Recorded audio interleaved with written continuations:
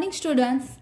સ્વાધ્યાય 11.2 જે આપણે વિડીયો લેક્ચર દ્વારા સમજીશું.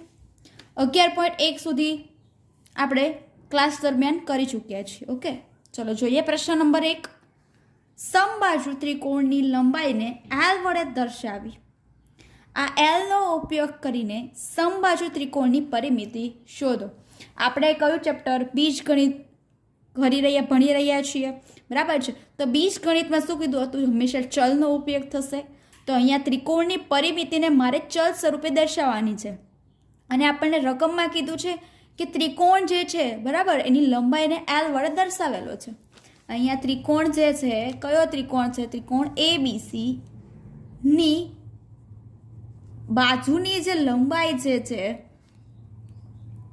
એને એલ વડે દર્શાવેલો છે. દરેક બાજુની લંબાઈને એલ વડે દર્શાવેલો છે, જે તમે આકૃતિમાં જોઈ શકાય છે. અને ત્રિકોણ એબીસી કેવો ત્રિકોણ છે? સમબાજુ ત્રિકોણ છે.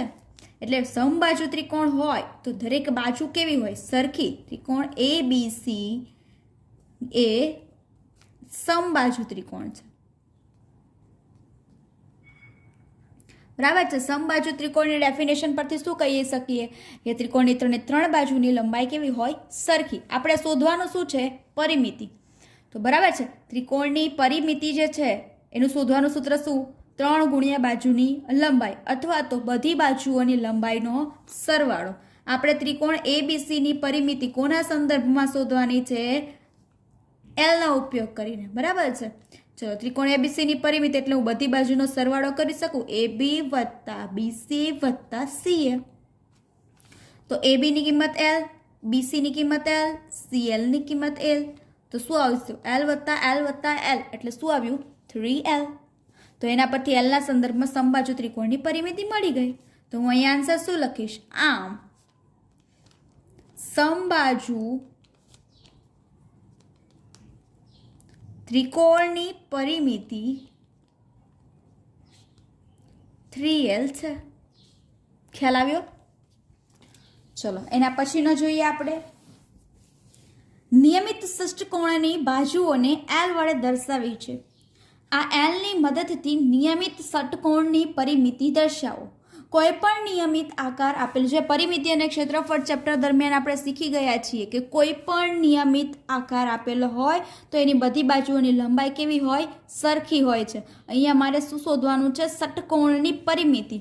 ષટ્કોણ તમને આકૃતિમાં દર્શાવેલો છે અને દરેક બાજુઓની લંબાઈ કેટલી કીધી છે? એલ કીધી છે. અને પરિમિતિ એટલે આપણે ખબર છે કોઈ પણ બાજુઓનો, બધી જ બાજુઓની લંબાઈનો સરવાળો. કોના સંદર્ભમાં લખવાનું છે? એલના સંદર્ભમાં. તો હું લખી શકું ષટ્કોણની પરિમિતિ બરાબર બધી બાજુની લંબાઈનો સરવાળો. ખ્યાલ આવે છે? ચલો, તો કેટલી બધી બાજુ છે? 1 2 3 4 5 ને 6. તો 6 બાજુ છે એટલે 6 વખત એલ થશે. તો શું આવશે આન્સર? 6L. ખ્યાલ આવ્યો?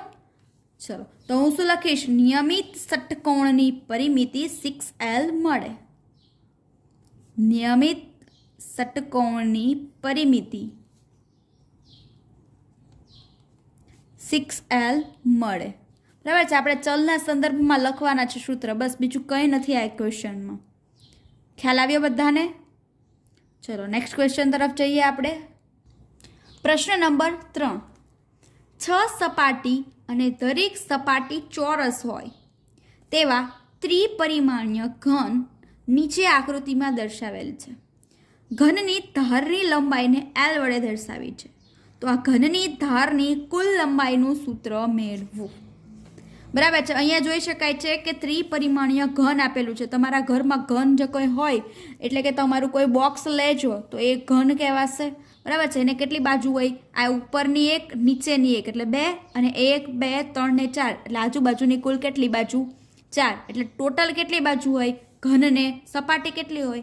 ઘનને કુલ 6 સપાટીઓ હોય છે. ખાલી જાણકારી માટે લખાવું છું. અને ઘન ત્રિપરિમાણીય ઘન કીધું છે, લંબઘન નથી કીધું, ઘન જ કીધું છે. એટલે 6 કેવી હોય? સમાન સપાટીઓ હોવાની છે. બરાબર છે. પરંતુ અહીંયા આપણે તો શું કીધું છે? ઘનની ધારની લંબાઈને એલ કીધું છે અને ઘનની ધારની કુલ લંબાઈનું સૂત્ર કીધું છે. તો ઘનને કેટલી ધાર હોય? એ પહેલાં જોવું જોઈએ. તો અહીંયા જોઈ શકાય ચાકુ પરથી ધાર કેટલી હોય, આ 1, અહીંયા 2, આ 3, આ 4, આ 5, 6, 7, 8, આ 9, 10, 11 ને 12. તો ઘનની ધાર કેટલી હોય, 12 હોય ને. તો હું લખી શકું ઘનને બધી થઈને 12 ધારો હોય છે.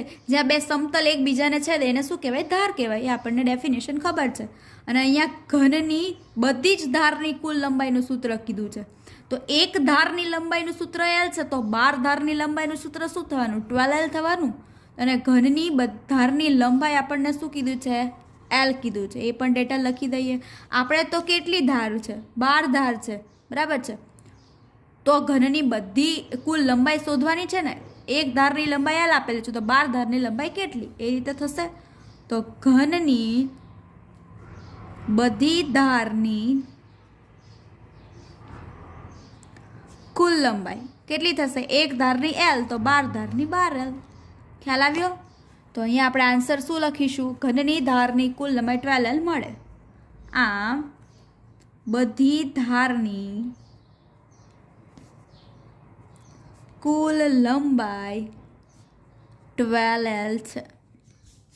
ખ્યાલ આવ્યો બધાને. ચલો તો નેક્સ્ટ એક્ઝામ્પલ જોઈએ. વર્તુળના કેન્દ્રમાંથી પસાર થતા વર્તુળ પરના બે બિંદુઓને જોડતા વર્તુળનો વ્યાસ છે. ત્રિજ્યા R ના સંદર્ભમાં વ્યાસ D ને દર્શાવો. અહીંયા આપણે ખાલી ફોર્મ્યુલા આવડે, વ્યાસ અને ત્રિજ્યા વચ્ચેનો સંબંધ ખ્યાલ હોય તો આપણે આ એક્ઝામ્પલ આવડી જાય, બરાબર છે. તો અહીંયા આપેલું શું છે, વર્તુળની ત્રિજ્યા, વર્તુળનો વ્યાસ એટલે શું, કોઈ પણ બે શિરોબિંદુઓને જોડતા મળતા રેખાખંડને વર્તુળની જીવા કહેવાય. અને જીવા જો કેન્દ્રમાંથી પસાર થાય તો એને શું કહેવાય, વર્તુળનો વ્યાસ કહેવાય.